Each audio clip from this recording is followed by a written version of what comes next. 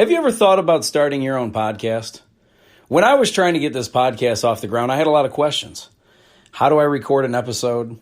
How do I get my show into all the apps people like to listen? How do I make money from my podcast? Well, the answer to every one of these questions is really simple. Anchor. Anchor is a one-stop shop for recording, hosting, and distributing your podcast. Best of all, it's 100% free and ridiculously easy to use. And now, Anchor can match you with great sponsors who want to advertise on your podcast. That means you can get paid to podcast right away. In fact, that's what I'm doing right now by reading this ad. When I started using Anchor to do my podcast, it was so extremely easy that I haven't even bothered to look for another app to use. I love this app. It's the only one I deal with, the only one I even recommend, period. I recommend you get on there ASAP. If you want to start a podcast, this is definitely the place to go. It's easy. You can drive around and record. You can sit in your basement and record. You can do it anywhere. It's fantastic. So if you've always wanted to start a podcast, make money doing it, go to anchor.fm/start, anchor.fm/start to join me and the diverse community of podcasters already using Anchor. That's anchor.fm/start. I can't wait to hear your podcast.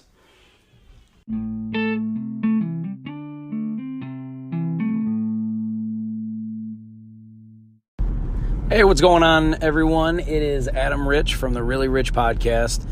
And, today I want to talk about dwelling on stuff. Because I see this, like, we're all kind of, none of us are immune to it. I know that. But what I do know, obviously different people do dwell on things a little differently and for a different amount of time. And the reason why I think this is a very, it's not very beneficial to you. It's not very helpful to dwell on stuff. And when I say that, I don't mean that when something happens, you should just get over it and not think about it.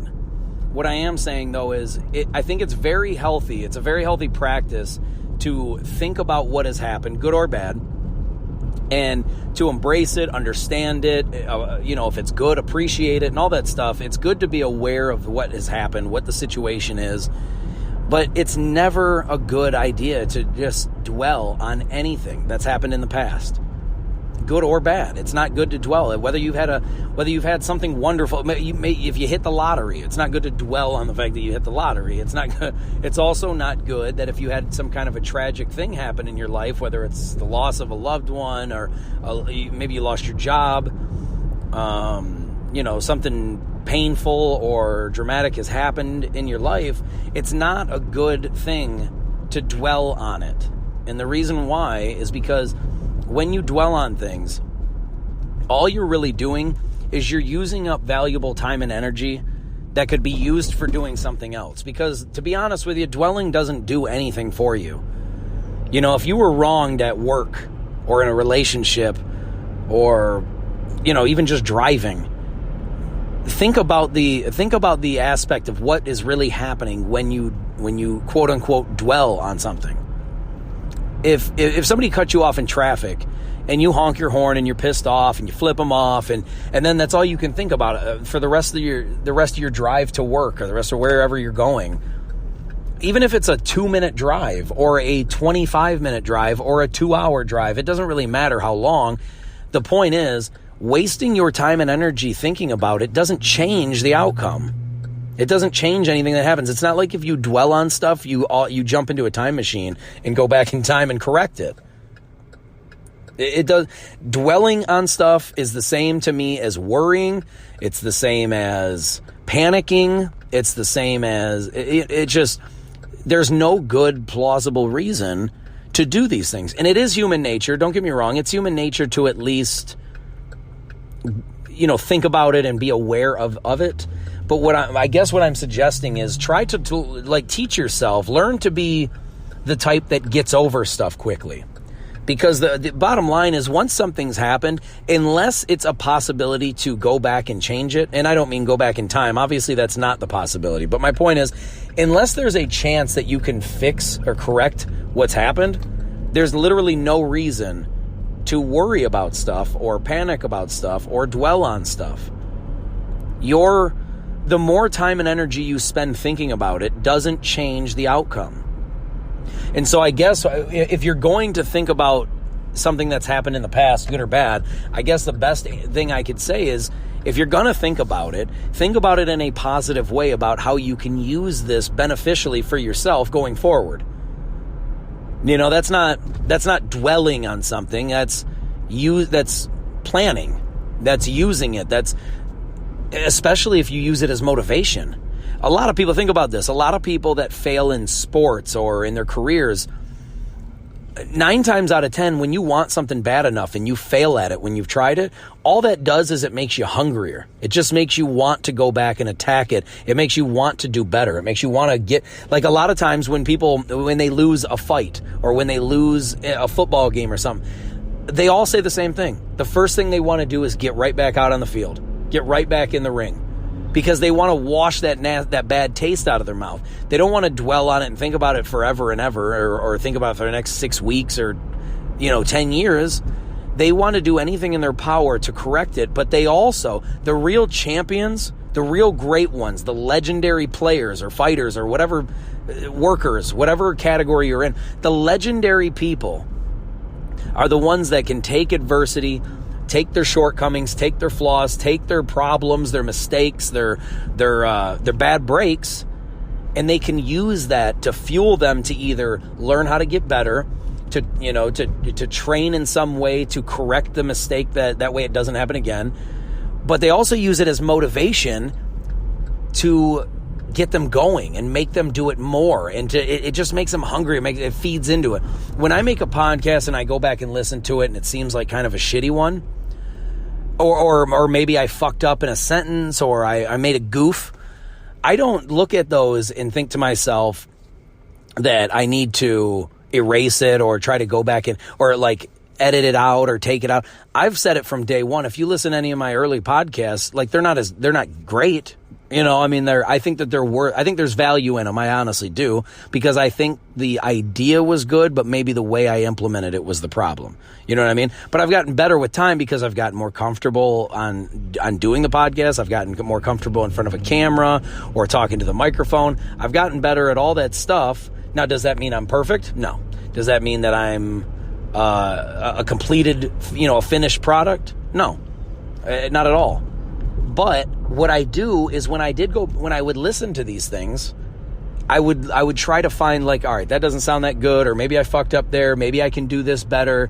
Maybe the volume wasn't up enough. Maybe the lighting wasn't as good. Maybe the camera angle wasn't good. I remember my very first YouTube video that I put out, that wasn't like, I made a couple early video game ones that was just me basically getting used to like trying to make videos, and it was real simple and easy to do it through the PlayStation, all that shit. Well, anyway, long story short, the first video I made when it comes to podcasting, though, the very first one I ever made, the camera is farther back. Like I wasn't zoomed in as much as I would like to be. So to me, it looked a little odd. And at the time of doing it, I didn't really think much of it because it was the first one I had made. But then I had my wife's brother, he even commented and he said, yeah, he's like, I like what you were saying. He's like, I think the camera should probably be a little closer though, because it seems like you're a little distant. It seems like you're a little far away.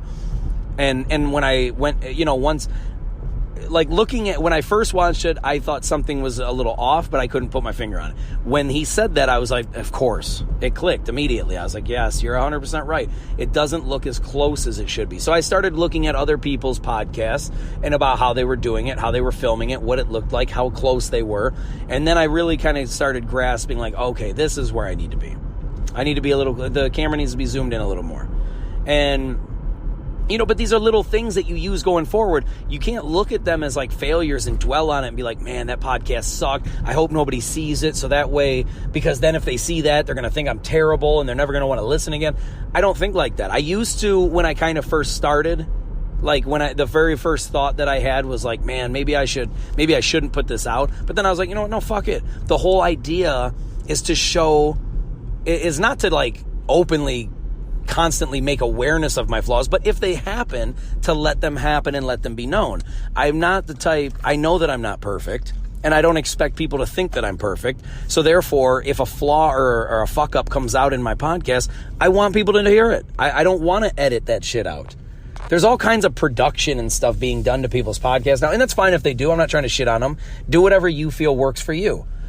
Me, though, the whole message that I'm trying to get through to people is that basically you should have confidence in yourself. You should have high self-esteem about yourself. Not in a bragging way, not in an arrogant way, not in a way where you try to make people feel like you're better than them, but in a way that you feel confident in yourself so you can walk through life not letting little problems phase you. At the same time, though, you should be aware that we all have flaws. I'm not trying to hide them. I just want people to know that I'm being honest, I'm being who I am, and I want people to understand that and feel that when they hear what I'm saying. But I also am not really the type that needs to try to put out perfection just to feel better about myself. If I feel like I'm a very self-aware person. If I fuck up, I'm usually pretty aware of it. But I don't. When you get other criticism from other people, the judgment from other people, that shit doesn't bother me. That, like, everyone's entitled to their own opinion. Everyone has a different perspective in life. Everyone thinks and feels differently. So even if my advice is sound and I'm genuinely trying to help everyone, somebody's going to look at that and be like, yeah, fuck you. Maybe they've had a rough time in life. Maybe they're not going to be happy with anything I say. I know this much. I've run into several people in my life where they're such a negative person. They just live such a negative mind. Like, their mind is so negative about everything that when you try to talk about positive things to them, basically just to help them, they don't want to hear it. And so you're not going to be very helpful to a person who doesn't want to be helped unless you can start to basically show empathy towards them. Basically, if you can show that that even when they're shitty to you, you're kind to them. I've had this happen to me in the past. I've talked to people. I've had a guy actually DM me because he was mad at my positivity. He was mad about the positive advice I was trying to just put out to the world, and he didn't like it. But the key is, he was having a very rough time in life. He wasn't doing too good. He was very upset. He had a lot of bad breaks happen. He lost his job, lost his wife, or his whole family, I think. They got divorced, and I think she moved with the kids or something, or he had to move something, but he wasn't very happy. He was going through a very, very dark, rough period in life. So my positivity was not helping him. However, when he DM'd me and he was basically just shitting on me in my DMs, and I could have attacked him back. I could have went that route of, just blasting him or telling him he doesn't know what he's talking about or blah, blah. I could have taken all kinds of different approaches. But what I did is, even when he was dogging me and telling me I was too young and I don't know what I'm talking about, I'm not a kid, but this guy was in his 50s. He was like, you don't know, you haven't had life hit you yet, you don't, and all this stuff. And he just was basically attacking me and my character because I didn't know. I was just an idiot in his eyes, right? And so I could have. Don't get me wrong. When I read it at first, I was like, wow, man, I definitely don't feel like I deserve that. But and I'd be lying if I didn't say, like, my immediate first thought was like, fuck you, But I never like to just react off of that. I don't let things like that really I don't dwell on it, that's for damn sure, but I also try not to even hear that. I don't hear the criticisms because sometimes people are just trying to be hurtful. Sometimes if they find out the thing that hurts you the most, that's what they're going to use on purpose, specifically because they know it's going to hurt you the most. That's why you can't let that happen. You can't let them do that. It's not healthy for you, first off. And here's what ends up happening when you do dwell on these kinds of things. When somebody says something to you, or you've had a bad break or something, and life's just not going that good at the moment, think about it logically. You thinking about it all day, does that change it? Like, you thinking about how bad your life is, are you thinking about how bad your job is, are you thinking about how much it hurt that somebody said that you were ugly, or you're not smart, or your posts suck, or you're not good at your job, whatever it is. You could think about it for 20 hours. Does that change what they said? Does that change their opinion because you thought of it? Because you thought about how much it bothered you? If you lose a loved one in your life, it's good to think about them in a positive way. It's good to think about all the joy and happiness they may have brought you in your life. It's good to reminisce and think about the good times.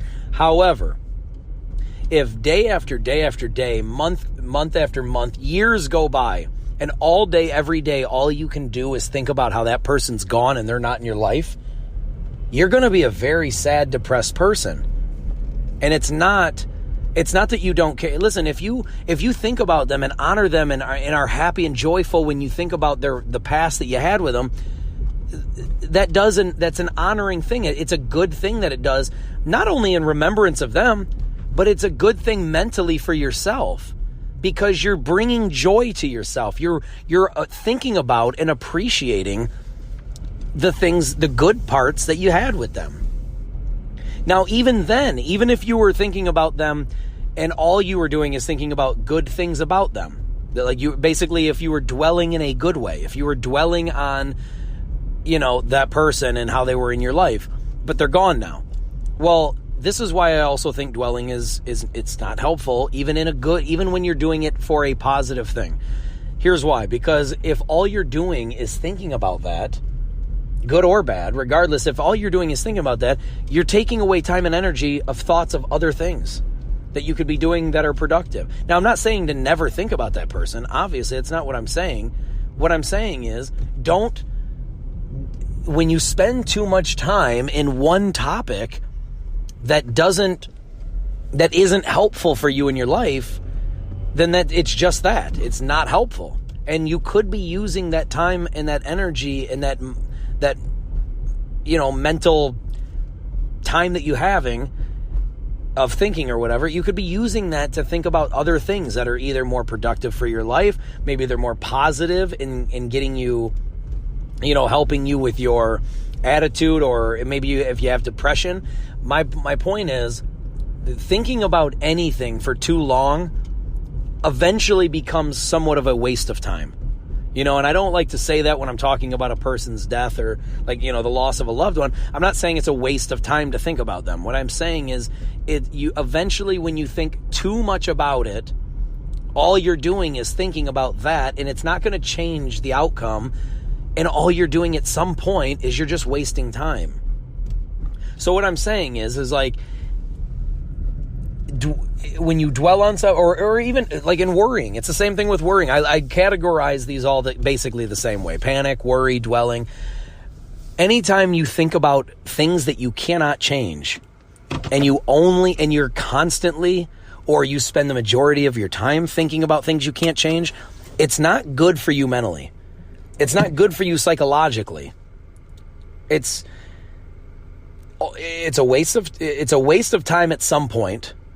If you're thinking about your coffee being too hot for 2 hours, A, by that time your coffee's probably gone. B, even if you do have the coffee, it ain't hot anymore. And C, you just lost 2 hours thinking about a fucking coffee. So only you can really decide what is beneficial and what's not. I'm not saying to never think about these things. I'm saying don't waste too much time thinking about things you cannot control that are in the past now. If you're 40 years old and you really fuck something up at 20, at 40 years old, thinking about what you did when you were 20 is 100% irrelevant at this point. It's over and done with. It happened. It was 20 years ago. Now, am I saying if something great happened to you when you were 20, am I saying don't ever think about it even for a second? No, that's not what I'm saying. So I just want to be very, perfectly clear about this. I'm not saying to never spend a single second of thought on anything. What I'm saying is dwelling and worrying and panicking over things that you have zero control over. It's not a useful, it's not a good use of your time, if that's the right way to say it. It's not a good use of your time. And also, if you can't do anything about the situation to change it, all it can do is bring you anxiety, depression, stress. There's nothing you can do to change it. So therefore, what I'm saying is, When something happens to you, regardless what it is, maybe you go into work today, you punch in 2 minutes late. Maybe on your way home, you get a flat tire. Maybe you're supposed to go on a blind date tonight or a first date tonight, and that person cancels. If you can spend your whole night thinking about these things, but it doesn't change the fact that it happened. So therefore, what I try to do now, and I honestly believe that I do it better than most. I'm not saying I'm the best. I'm not saying that I do it better than everybody. All I'm saying is I have a very firm grasp of this concept, and I feel like I do it better than most.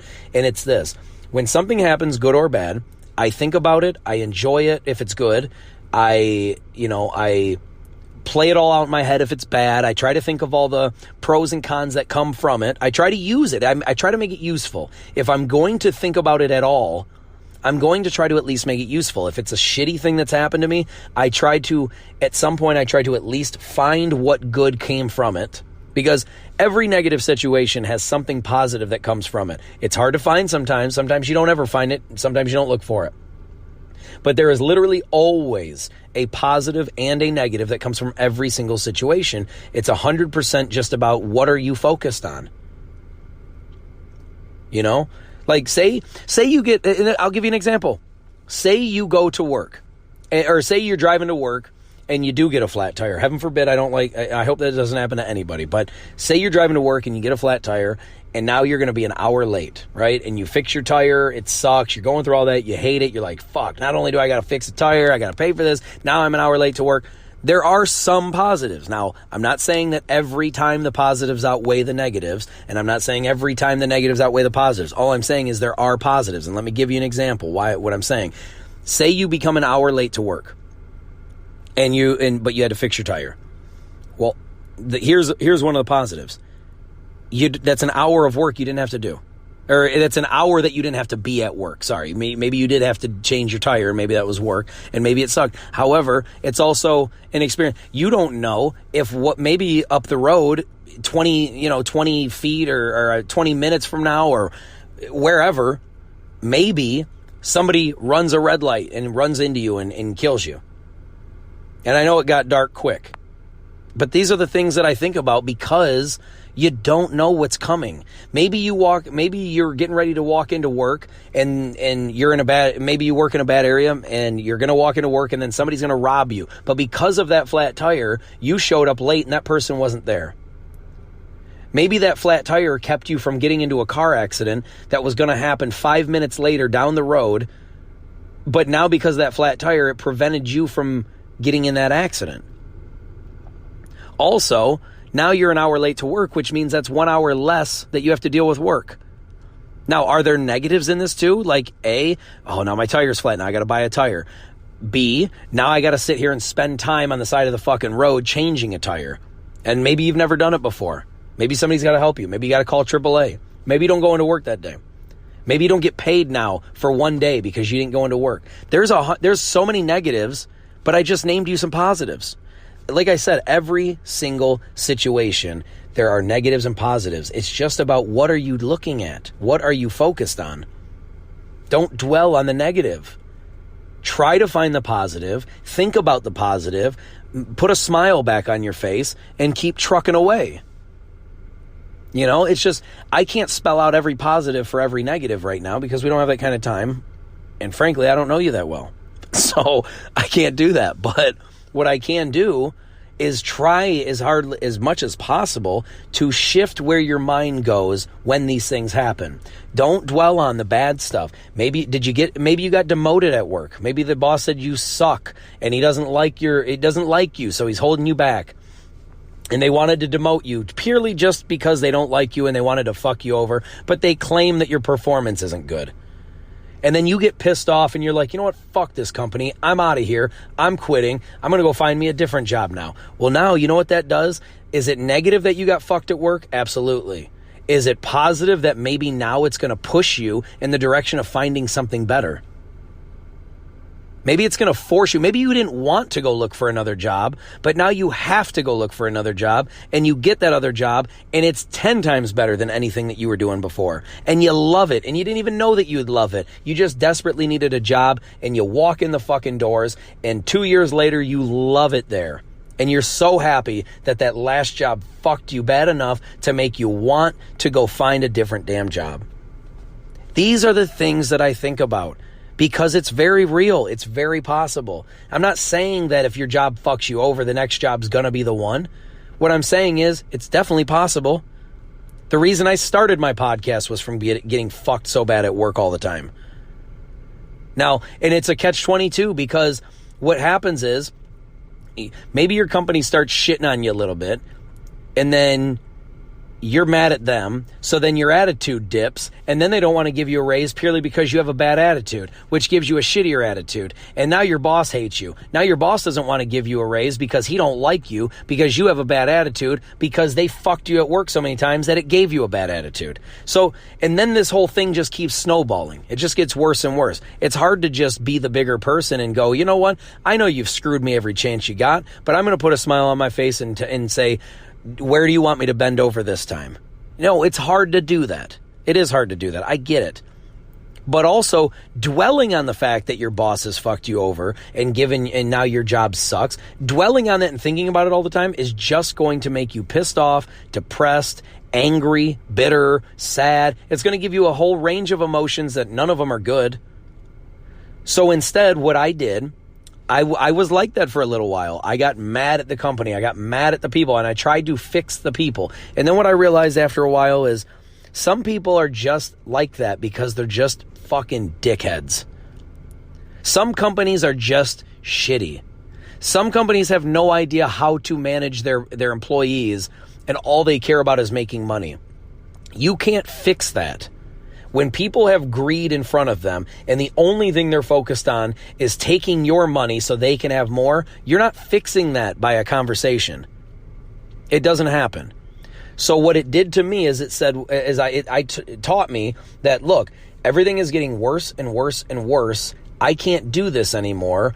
I need to start looking at something else. So what I did is I was like, what do I really love? If I'm going to have to find a new job, I don't want to just keep bouncing from job to job to job just because the management starts to suck.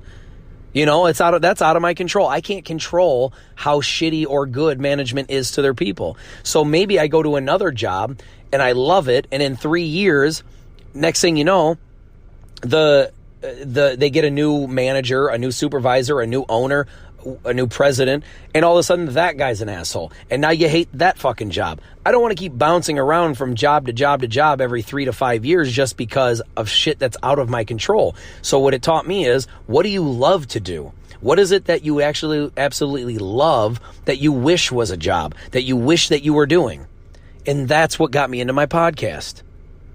Me getting screwed over at work relentlessly is what pushed me to better myself, to do something that I love, which is helping others. And I just had no fucking idea how I was going to do that when I was working at this other place, because it just wasn't, you know, you go to work all day, then you come home and you have shit to do around your house. You have other stuff to take care of. You want to spend some time with friends. You just don't have time to think about building a whole other career, especially when things are good and you liked it. But when you don't like it and it forces you into a corner, now you're on defense mode and you're like, how can I correct this and make sure it never happens to me again? And that's what I did. I didn't dwell for years and years and years and years and years about getting fucked at work. I took it for a little while, hoping that it would get better. It didn't. It just kept getting worse and worse. And finally I had enough and I said, all right, let's stop dwelling about how shitty work is and let's start focusing on how I can get myself to where I want to be. So now I look back and I'm grateful for all the times that I got screwed at work, because now I'm doing what I love doing, what I like doing, helping people and communicating and talking and dealing with people and interviews and all these things. And I get to do that. I don't have to do that. I get to do that. And it's so amazing that I now am, because of the fuckins that I took at work, it has forced me into looking at what actually makes me happy, what would be best for me. And it's incredible. I look back with gratitude at all the times that I got screwed at work. Now, a negative person, a person that dwells would just be miserable every day, would go home, it would affect their day outside of work. It would affect their relationships because they would just be bitter and angry and depressed about their job and their situation. And then it snowballs. You go down this wormhole and it can destroy you. Nobody needs that in their life. So what I'm saying is, please, whenever something happens, bad, good, doesn't matter, don't dwell and think about this shit over and over and over. Think about it enough to understand what you need to do to fix it, or move on, or be happy. That's all I'm saying. Think about it long enough to figure out what part of it you can take in a good way moving forward, and then from there, it will give you a sense of gratitude because now you've used that negative shit to create something great in your own life. And it's just an empowering feeling to know that people can come at you from all these different ways. And they can try to screw you over in all these different ways. They can try to do you wrong. But when you have the mindset and the attitude of, it doesn't matter what you're trying to do, I'm going to use this for good. I'm going to use how you've screwed me and use this to propel myself going forward. That is that's a damn superpower. I would use that in a Marvel movie. You know what I mean? Like, it's incredible, and it's not a bragging thing. Many people do this. It's not just me. I'm just the one that's trying to bring light to this to everybody. I want everybody to know and understand this because it's fucking real. It is so true. You don't have to constantly think about how shitty your life is. Maybe you feel that the government has done you wrong. Maybe you feel like your family has done you wrong. Maybe you feel like your work has done you wrong. Regardless who the fuck you want to blame, you sitting around and dwelling about it and not doing anything to try to fix it yourself is the bigger problem. So any way that you get fucked, look, life doesn't care about your feelings. Life doesn't care to make things nice and sweet and easy for you. It's not all sunshine, unicorns, rainbows. It can be that, but you have to look for that. That doesn't just happen. You know, nobody's going to walk up on your doorstep tomorrow and just hand you $1 billion and say, here, now you'll never have to work again. And if that happens, please call me and let me know. I would love to talk to you. And maybe go in some kind of a business investment with you or something. I don't know. But no, it's not happening anytime soon. So instead of shitting on saying the president is my fault or my problem, the government is my problem, white people are my problem, women are my problem, men are my problem, my work is my problem, my family is my problem. You can blame a billion different things all you want.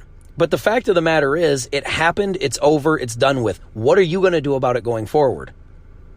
Stop dwelling on the shit, good or bad. Stop dwelling on the fact that you hit the lottery. Stop dwelling on the fact that you made a good business decision. Stop dwelling on the fact that you got 1,000 subscribers or 1 million subscribers or likes or follows. Those things are good. You can understand them, think about them, appreciate them, but move the fuck on. Use that energy and time and mind power to go forward, to propel yourself to do even more. If you think you've done something great, challenge yourself to do something greater. If you think that all you've done in your life is fuck up, and now you consider yourself a fuck up, and that's all you're ever going to be, you're never going to be of any use or value or worth, then challenge yourself to defy that. Challenge yourself starting today to say, you know what? I have fucked up my entire life. My whole life has been a big colossal fuck up because of the choices that I've made and other people. Maybe I didn't do none of it. Maybe it was all somebody else. But what I'm challenging myself to do is rise above it like a fucking champion. Champions weren't built by winning everything. They were built by losing their fucking face off until they realized what it takes to win. That's how champions are made. I encourage every single person that's listening to this right now, go be a fucking champion. That's all I got for you guys. I love you so much, and I thank you for listening.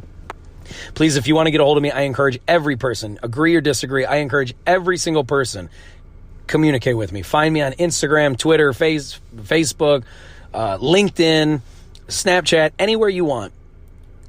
Even on this Anchor app, you can leave me voice messages. Please come find me. If you're on Instagram, it's Really Rich Podcast. On Twitter, it's Really Rich Adam. Snapchat's Really Rich. There's a lot of reallys in there, except for LinkedIn.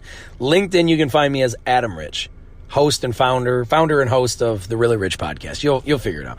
But please, I encourage you, find me, get a hold of me. I would love to talk to you. Good or bad, even if you hate me and think I'm a fucking idiot and an asshole, please I want to hear your side. I don't care if you hate my guts. Just tell me about it. Why? Tell me why you hate me.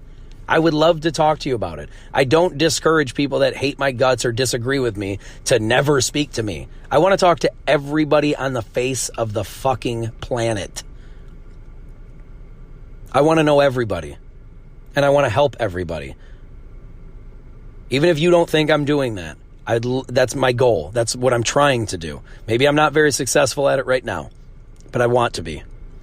So I love you guys, and I thank you so much for any feedback you give me, good or bad. I don't care.